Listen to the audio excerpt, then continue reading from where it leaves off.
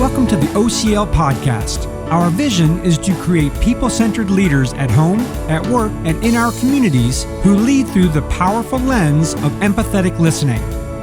Our podcast will help refresh your skills and sharpen your tools as we do the important work of truly human leadership together.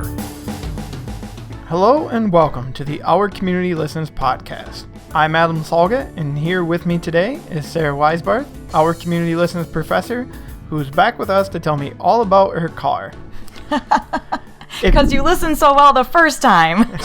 Today's topic is reflective listening, and if anyone listened to episode 6, they know that we shared a story about her Buick, and I did a really great job of reflectively listening and just jumping into my story about buying a new Ford.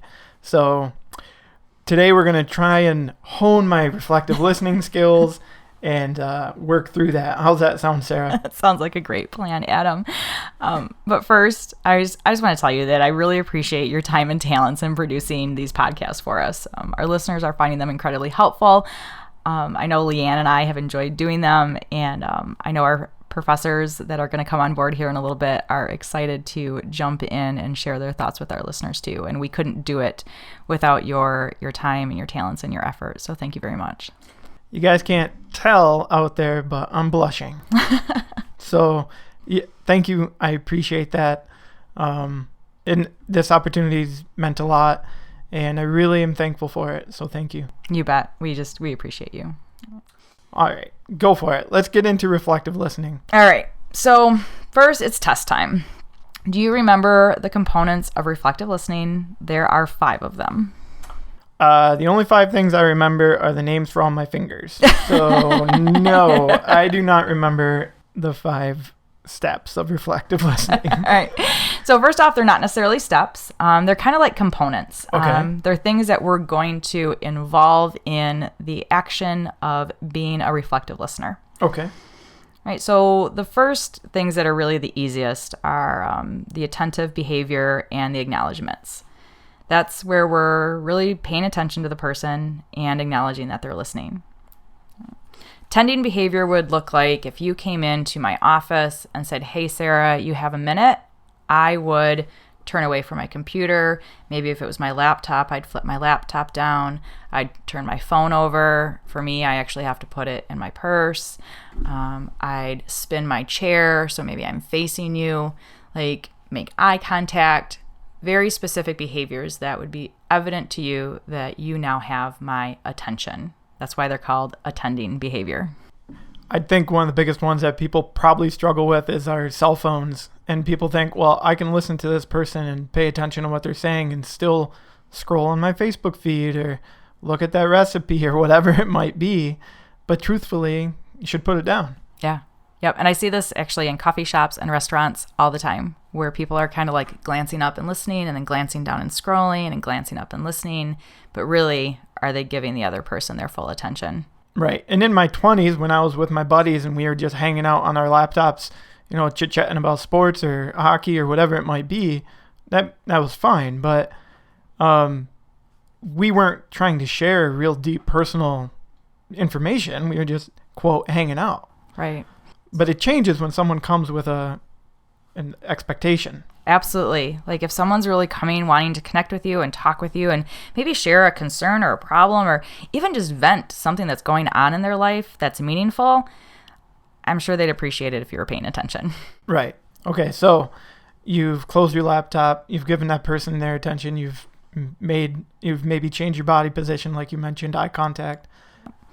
I've also acknowledged them, right? So I'm using maybe some verbal cues like oh, just maybe some head nods.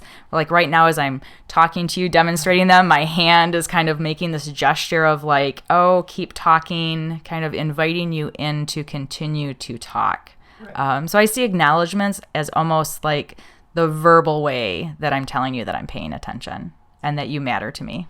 So I can see why it's important to demonstrate in words and actions that you're really listening to someone. So those are 2 of them, correct? Yep. And they were? Attending behavior and acknowledgments. All right. Attending behavior and acknowledgments. And What are the next couple? Well, your first statement back to me was an excellent reflective response. And then that, what else? Well, that's that door opener, Adam. So the door openers are kind of the next step. So door openers are statements that invite people to, I'm kind of guessing here, but opening a door, inviting them to come in, or inviting them to say more? Yes, absolutely. I kind of see that as like, we call it like emotional hospitality. Right? Like you've come, you've knocked on my door, you want my attention, I'm giving you my attention, I'm acknowledging that you're there, and now I'm saying, come on in, tell me more, which happens to be the typical door opener that we all use. It gets a little old sometimes. Yeah, tell me more. Yeah. I would say with certain people, you might not even need to use these door openers. Certain people are just going to start sharing. Yes. Door openers are really when there's that moment where someone pauses and you can kind of tell where like, well, they kind of want to keep talking, but it's a natural pause. This is an encouragement for them to keep talking. Gotcha. Yep. Gotcha. That's that. Tell me more.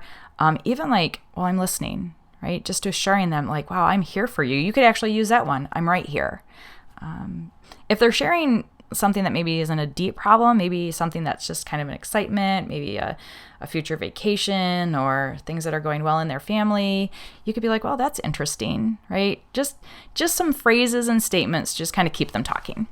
I like that you brought that up because I think oftentimes in our conversations about how to, connect with people, I think we have a tendency to lean towards they have a problem, an issue, or just they need to spill their guts on something. But it's not always negative or sad or something that they're struggling with. It might be, connecting with them about the vacation they're planning, about the new promotion at work, or about the exciting new thing they've done. And it's also important to connect and have these skill sets for those types of conversations, right? Yes, absolutely. It's just a way to continue a conversation and to let that person know that you actually care about what they're sharing. And I think about this. I'll use my husband as an example. He switched job roles and started doing landscaping, and he would come home and he was super excited about how many wheelbarrows of dirt and how many loads of stone, right? Thank you for laughing, Adam, because you can probably see my face right now. Well, I can see someone coming home and you kind of, sorry, I'll let you finish your story. Oh no, it's great because if you could see my face right now, you would see basically I pretty much don't care about loads of stone and wheelbarrows of dirt. And unfortunately, out of my mouth one day, I said that to my husband, right?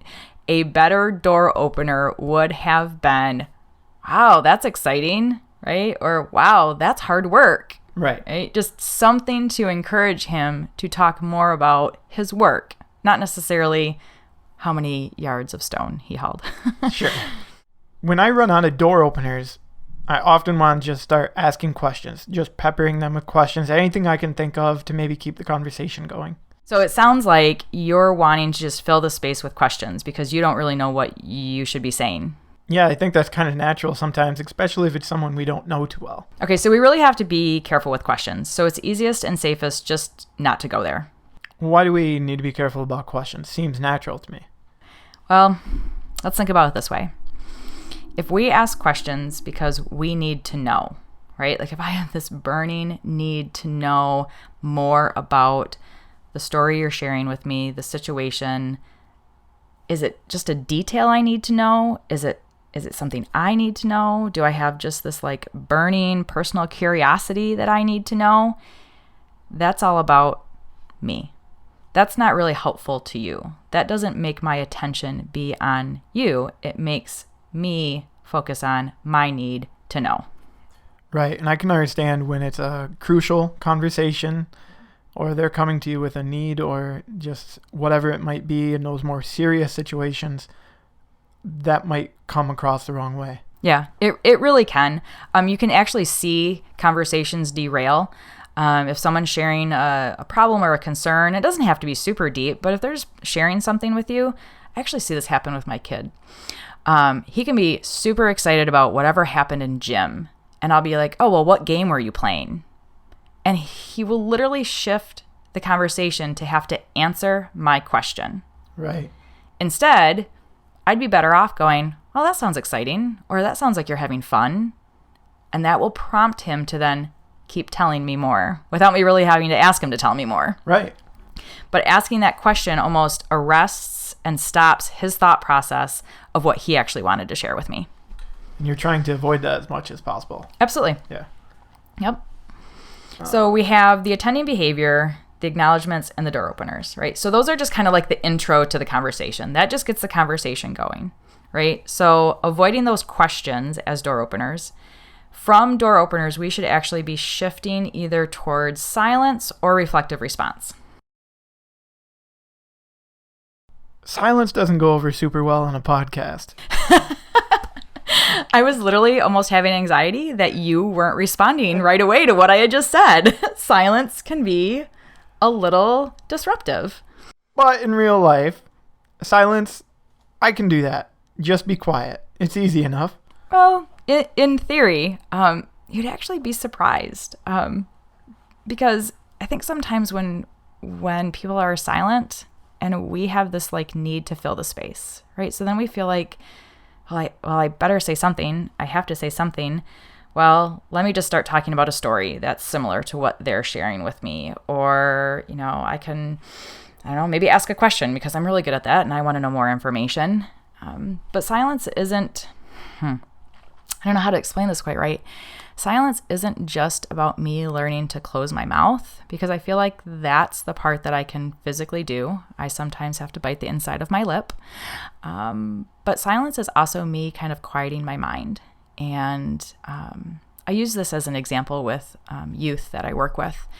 And I said, when we're really listening and paying attention to someone, we can't also be figuring out, well, I have to go pick up my son from school, and then I got to get these grocery items, and then I want to pack for the weekend that we're going to go on, and then I've got this project that I really have to do, and oh my gosh, I got to call that person about that project, and wow, I wonder if they're going to be home. Did I tell them I was going to call them on Monday, or did I tell them I was going to call them on Tuesday?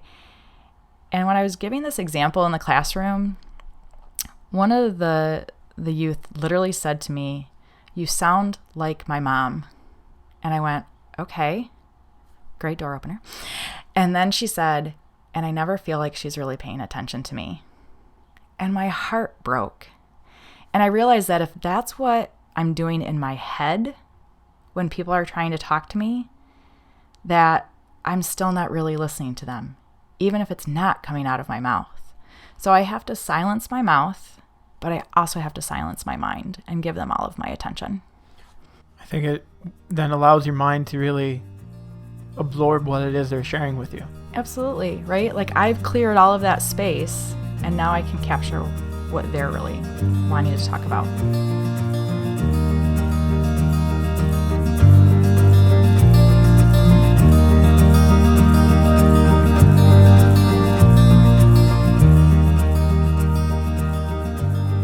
So after silence, there's still one more. I'm keeping track here. I've got 4 fingers out. So this 5th one, my thumb, what's that 5th? Yeah. So that 5th one, actually, Adam, you're really good at. You just gave me a reflective response, ideally back there. And my response was, well, thanks, because I was so busy thinking about what I had actually said to you. Sorry. So the first 4, remember, attending behavior, acknowledgments, door openers, just that importance of silence. And that 5th one that you're waiting on, that's reflective response. Reflective response is really that skill that just moves the conversation forward. Without a reflective response, you kind of have really no idea if you've heard the person correctly, and they also don't know if they've been heard. Reflective response kind of either wraps it up or keeps it going. It just kind of depends on where the conversation needs to go. Okay. So I bet you're probably wondering, like, okay, that sounds great. Like, I understand. Like, at some point, there's a pause in the conversation, and I'm supposed to say something, right? Reflective response is a thing you're supposed to say. Sure. Do you want to know what a reflective response is? Yeah, let's work on what that actually sounds like. Right. So a reflective response should include, like, a fact and a feeling. Now, in class, we gave you several different kind of intros. Like, it sounds like, and insert the fact, and your feeling, and insert the feeling, right? We're finding that people are you kind of stumble over that. Like that's almost like, I call it clunky, right? Like if I am trying to have a conversation with this person, and I'm trying to really pay attention, and then I'm trying to remember, okay, so in class, they told me to say, it sounds like, and you feel that, you're probably not really doing a great job of being a reflective listener. I will 100% acknowledge that has happened to me. Yes. So, yeah. Well, I appreciate your desire to want to do it well. And that's really kind of like the first step of that awareness of, I just want to be a good listener. I want to be present and I want to be engaged. But now there's something I'm supposed to say, and I want to do it right or do it well. So let me give you a couple of maybe simpler examples. Sounds like you're really excited about your vacation. That's just something you can respond back to someone. They're sharing about their trip, and you're like, oh, it sounds like that's exciting. let's talk a little bit about tone. Oh. Can we just slightly cover that? Because if I were to say, sounds like you're really excited about your vacation, you might think I'm being sarcastic. Yeah. I mean, there's a different... I don't want to get too in depth with that, but Yes. the idea here is knowing your tone and understanding your tone and maybe working on it if you have to. Yeah. And I think, too, when you try to use some of the like pre-scripted examples, they can sound kind of contrived. Yes. And sing-songy is my phrase, and might cause people to wonder about your sincerity. Right, exactly. So I just bring that up as a potential hurdle that you might need to get over or work on. Yes, absolutely. And I'll use an example from my youth again. I fall into the tell me more, and it just kind of rolls out of my mouth like, well, tell me more. And I had a young man in class say, if you ask me to tell you more, and he mimicked me one more time, I'm not going to tell you anything. Right. It was a clear message delivery that I needed to change my tone. Right. Or maybe find some different words. Yes, finding those different words is super helpful. Okay, what else do you have for an example of reflective listening? Yeah, some other examples of reflective listening. This one's a little bit longer, right? This one might be someone that's come to you with maybe a problem. So this one reads, it must be difficult to help your mom when she doesn't understand that she is aging and experiencing limitations. And that includes, there's that fact, right? That someone's clearly talking to you about a problem with their mom that's aging and is experiencing these limitations. Who knows what they are? I could... if I fall back to my old ways, ask 5 questions about that.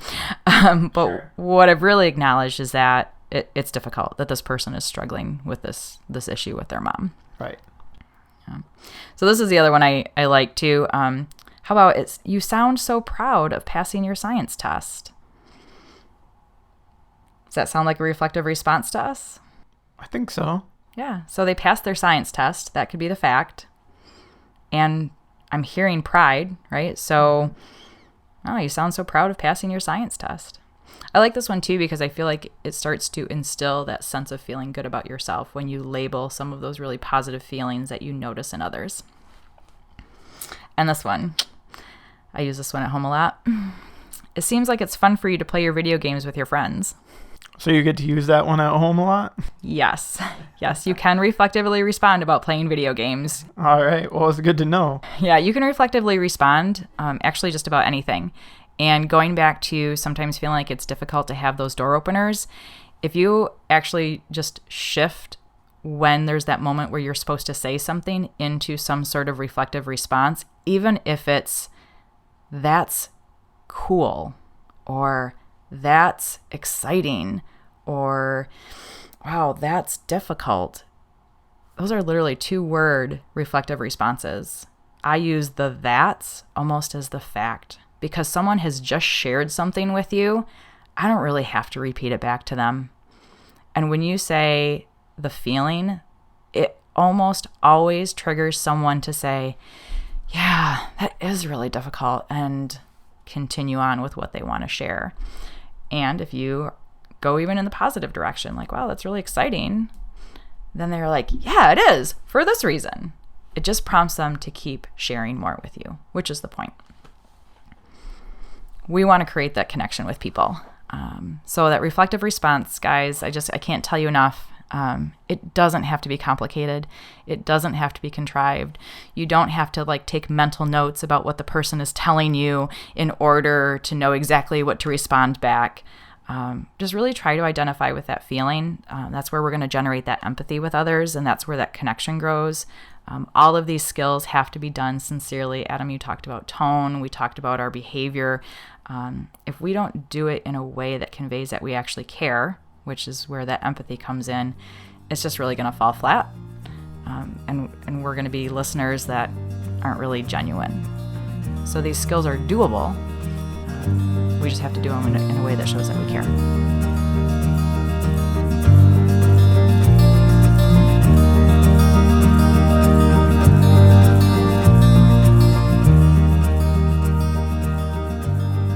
Adam, if I asked you, right, I'm going to turn the tables on you. I'm going to ask the questions now. If I asked you what you would find difficult about reflective listening, what would you say? I think we covered it a little bit, but definitely the part where there's that open space and I'm expected to say something and it's difficult to know what those words are. I have a hard time deciding what to say. Almost like we talked about how your brain's trying to think about, okay, I should be listening to what they're saying so I can reflect it back at them. But I'm thinking about what they're saying and I can't actually listen to what they're saying. So it's like, it's difficult to find those correct words.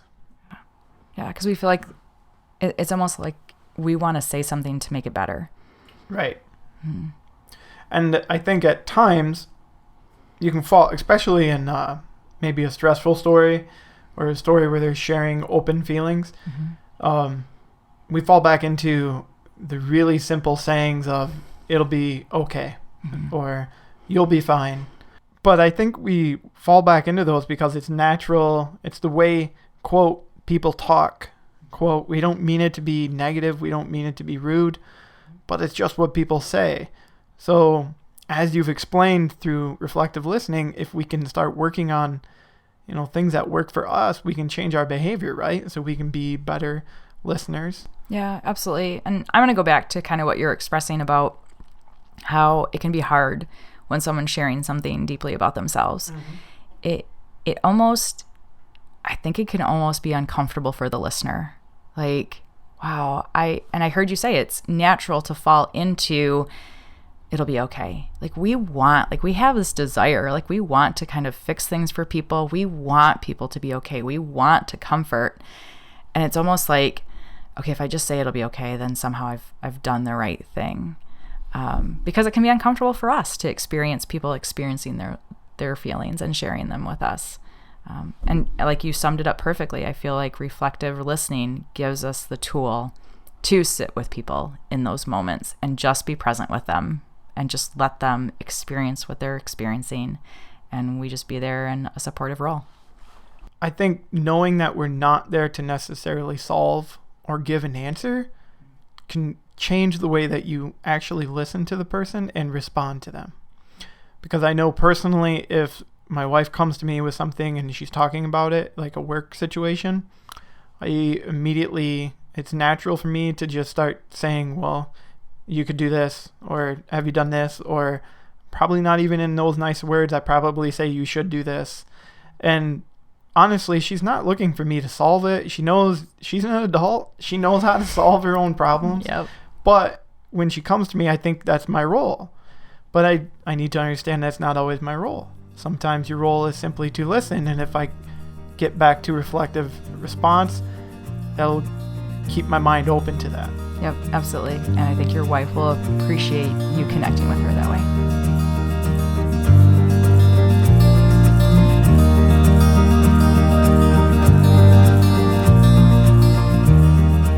Okay, Sarah, so to wrap up our podcast today, tell me again what the 5 reflective listening skills are.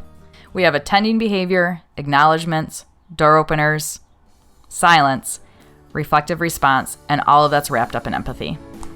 Empathy always being key, right? Always key. If anybody has any questions about reflective listening or anything to do with OCL, how can they get in touch with us? They can reach us on our Facebook page at Michigan OCL Alumni. And remember, alumni, you are the message.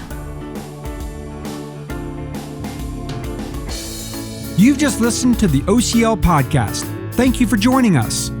For additional resources and engagement opportunities, find us on Facebook at OCL Michigan Alumni or ourcommunitylistens.org.